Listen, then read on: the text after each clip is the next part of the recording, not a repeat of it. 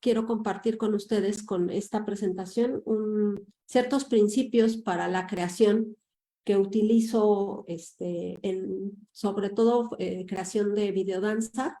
Entonces, bueno, espero que sea agradable. El presente texto trata sobre una metodología de creación que permite abrir puntos de contacto entre tiempos y dimensiones tan distintos como pueden ser la temporalidad de un volcán y la vida de un ser humano, o la existencia de un cuerpo de agua y los bordes de piel de una persona. El tipo de experiencias que se tienen cuando pretendemos bailar con un volcán, con un lago o con la tierra misma no tienen cabida en el mapa de interpretaciones que tenemos para la vida cotidiana. Por esto es necesario, al entrar en un proceso de creación de esta naturaleza, detener las descripciones, construir un cuerpo visionario capaz de devenir volcán o cuerpo de agua y además capaz de hacer devenir a las otras personas. El primer asunto es, pues, cómo hacerse un cuerpo visionario. ¿Qué nos dicen las formaciones geológicas y cómo las escuchamos? Las rocas cambian su forma e incluso su composición química al ser sometidas a las distintas fuerzas, condiciones que viven las formaciones geológicas en el largo transcurrir del tiempo de la Tierra. Los cuerpos de agua crecen, se reducen, cambian de forma e incluso pierden sus aguas por los deslizamientos de placas tectónicas, los cambios climáticos y demás movimientos del planeta que nuestra breve temporalidad humana no alcanza para observar. Pero los vestigios de esos tiempos no vistos están ahí, en las líneas de colores de las rocas, en las grandes extensiones de arena en las que no crece vegetación por la salinidad que dejó el agua al evaporarse. Desde las metodologías de la investigación científica, para entender esos cambios geológicos, se observa, se mide, se escarba, se hacen análisis químicos y todo lleva a una cierta comprensión de lo que ha ocurrido y muchas veces permite prever lo que puede llegar a ocurrir. Nuestro asunto es encontrar cómo se puede, desde las artes, construir un acercamiento a esos cambios geológicos. ¿Cómo comprender la temporalidad de montañas, volcanes, desiertos y lagos cuando su temporalidad excede por mucho nuestra vida? Nuestra capacidad para observar algún cambio en ellos es extremadamente limitada en relación con los cambios que en ellos pueden ocurrir. Si nos tomamos el tiempo de permanecer por 24 horas, digamos, en el bosque, que se ha formado en las faldas de un volcán, podremos observar cómo cambian la temperatura, la luz, los colores, las sombras, el tipo de sonidos que se escuchan en las distintas horas del día. Si permanecemos varias semanas, seremos capaces de observar el movimiento de los seres vivos que habitan en el bosque. Quizá descubramos los cambios que surgen entre la vegetación, los caminos de los animales. Pero incluso si permanecemos un año entero, aunque seremos capaces de observar cómo el bosque se transforma según la Tierra cambia su posición en relación con el Sol, lo más seguro es que no podamos reconocer ningún cambio en la estructura interna del volcán. En ocasiones extraordinarias, los cambios geológicos se presentan de manera abrupta en nuestra vida, como en los movimientos de las placas tectónicas que llegan a nuestros cuerpos como terremotos que nos sacuden. Pero pocas veces nos detenemos a entender a la Tierra. Casi nunca sabemos cómo se mueve y por qué se mueve así. En otros casos, como en el Popocatépetl, los cambios son más visibles. Sabemos que son peligrosos y por eso le observamos todo el tiempo. Este volcán en particular resulta tan atractivo porque sus cambios constantes y visibles hacen que su temporalidad sea más parecida a nuestra vida. El asunto es, pues, cómo acercarnos y bailar con lagos, volcanes, desiertos y ríos. Un cuerpo visionario que cae como una gota. Una pequeña gota pintada de color naranja penetra en el cuerpo desde el hombro. En su recorrido, la gota hace reír limpiamente a la bailarina. En su redondez, la bolita de agua deja ver historias que se fabulan en el mismo centro de la esfera. Como en un tobogán, la gota se desliza por el cuerpo, haciendo que la mano parezca rodilla, el pie pulmón y el corazón una bellota. Debajo de la gotera, la danzante se transmuta. Primero, sus partes cambian de sitio. Lo que algún día fue arriba, ahora va al centro, lo de adentro afuera, la derecha subió a la esquina y la nariz escucha cuando la gota se desprende del agua. Las gotas que caen entran sin resistencia alguna, aguando al cuerpo metamórfico. Cada una tiene una historia, una palabra, un color, un tiempo. Las historias, que ahora se narran desde dentro de los cuerpos, hacen coincidir tiempos dispares, porque sus tiempos no corren en una sucesión de presentes.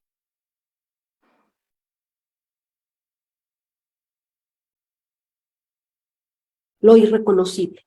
Las gotas han hecho de la danzante un cuerpo de agua, un desierto o un volcán. La risa que provocan las gotas ha capturado a las memorias y a los pensamientos. Los ha encerrado en una jaula de hierro. Ellos no desaparecen en la nada, solamente se ponen en pausa mientras la danza se despliega, mientras las gotas de agua forman su festín. Libre de memorias y pensamientos, el cuerpo de la danzante ha perdido los límites que predeterminan su mirada y su escucha. Se ha deshecho de sus formas y puede ahora, como cuerpo visionario, danzar con el volcán, el desierto o el sol. Ahora sí podemos empezar. La danzante está lista.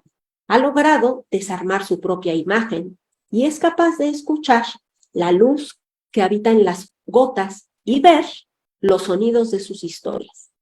Una de ellas, redonda y pintada de naranja, decide encontrar el suelo. Explota, coloreando de naranja el universo. Su historia, el nacimiento del sol.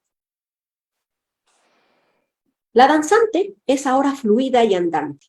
Vuelve su voluntad hacia el sol, que desciende hacia las profundidades del abismo, quemando sus propios demonios. La danzante, convertida en llamas, baja con el sol y experimenta la purificación que cada noche hace el astro, para volver a la mañana siguiente, ya depurado, a llenar de color naranja las gotas que caen de las hojas. Un cuerpo visionario es, pues, un cuerpo que puede poner en pausa las descripciones del mundo que se sostienen con los pensamientos y las memorias.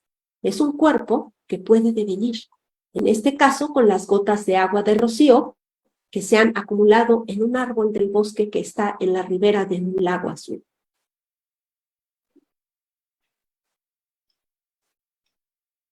El devenir como un no hacer de la bailarina.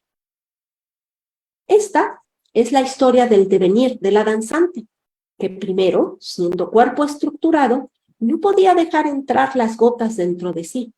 Estaba cerrada, anclada en una forma única.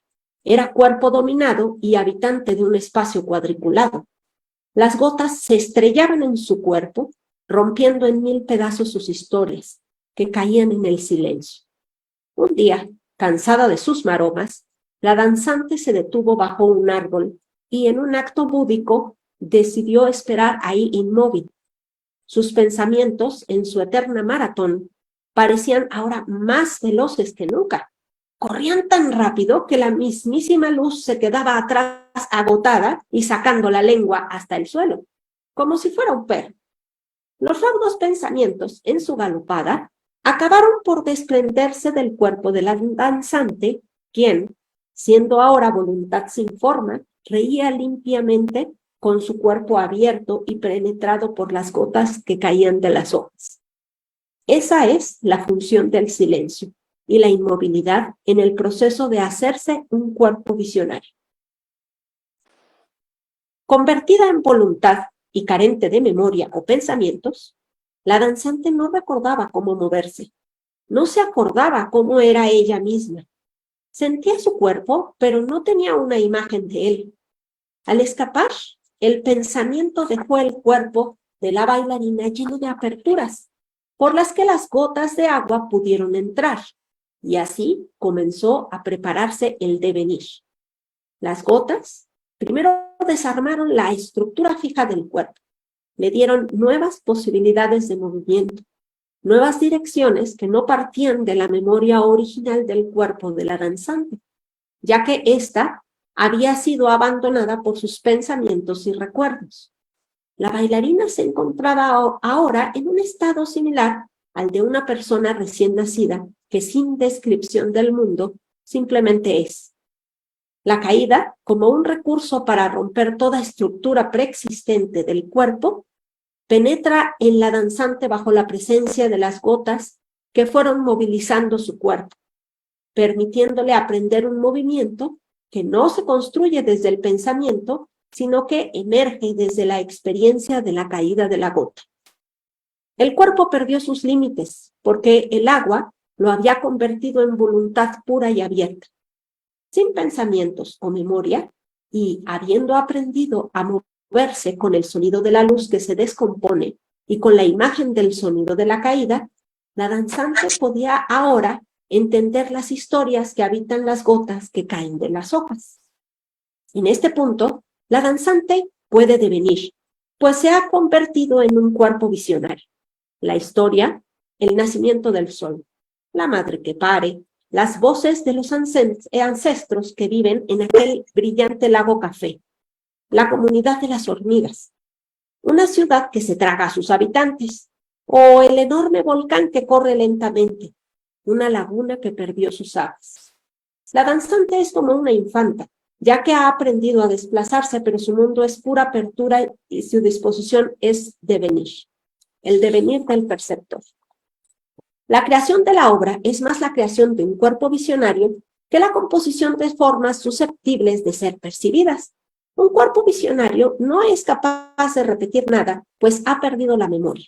Por eso no puede haber obra previa al instante mismo en que se encuentra el danzante y el perceptor. Un cuerpo visionario hace posible la obra al permitir al perceptor, con su propio devenir, conocer las historias que brillan cuando las gotas explotan en el suelo. La danzante, desde sí misma, como cuerpo visionario, vibra y resuena con la luz y el sonido que surge de la gota que explota. El perceptor puede entonces, sin ser el mismo cuerpo visionario, construir una historia desde la vibración y el sonido que emergen de la danzante. Aquellos gustosos del lenguaje llaman a esta construcción lenguaje simbólico, ya que es el único tipo de voz capaz de articular la acción de un cuerpo visionario carente de memoria y pensamientos con el mundo del sentido y la razón en que habita el perceptor. Para aquellos perceptores plagados de memoria y pensamientos, la vía de acercamiento al devenir de la danzante es la creación de un sentido a partir del lenguaje simbólico. Pero este lenguaje simbólico no lo crea la danzante, lo crea el perceptor para no caer en el vacío. Tampoco es la danzante quien crea el sentido de la obra, sino el pensamiento del perceptor en su intento de aprender el devenir de la danzante. Pero el perceptor tiene también otra posibilidad, que es la de detenerse él mismo bajo un árbol, observar la huida del pensamiento y desarmar su esqueleto con la caída de las gotas de rocío, al punto de ser capaz de entender el sonido discordante del agua y saborear la luz refractada y devenir con el canto de la gota que explota. Es decir, el perceptor tiene siempre la posibilidad de crearse un cuerpo visionario y ser él mismo un danzante en su devenir. En este caso no estaremos construyendo una forma susceptible de ser percibida, como en la coreografía. Tampoco estaremos construyendo historias con un lenguaje simbólico. La obra ya no será ni siquiera la creación de un cuerpo visionario al que el espectador pone un sentido. En este caso, la obra será la creación de la posibilidad de transmutación del perceptor. Entonces será posible hacer parir al perceptor, volverlo un ancestro que habita el paisaje, hacerlo correr con piernas de volcán o extender su cuerpo en la sequedad de una laguna. ¿Cómo hacerse un cuerpo visionario? La voluntad de detenerse bajo el árbol surge de un desequilibrio en la descripción habitual del mundo. En algún punto, la bailarina se topa con el vacío o con alguna apertura en sí misma que resulta ser inquietante. Si no huye despavorida a refugiarse en las más banales estructuras del sentido, se encontrará de pronto frente al abismo y sin saber qué hacer. Ese es el estado ideal para comenzar a trabajar en la creación de un cuerpo visionario. También es el estado ideal para que el perceptor se atreva a devenir él mismo con la danzante. La descripción del mundo, al igual que la imagen corporal que nos domina, se construye desde la memoria y el pensamiento.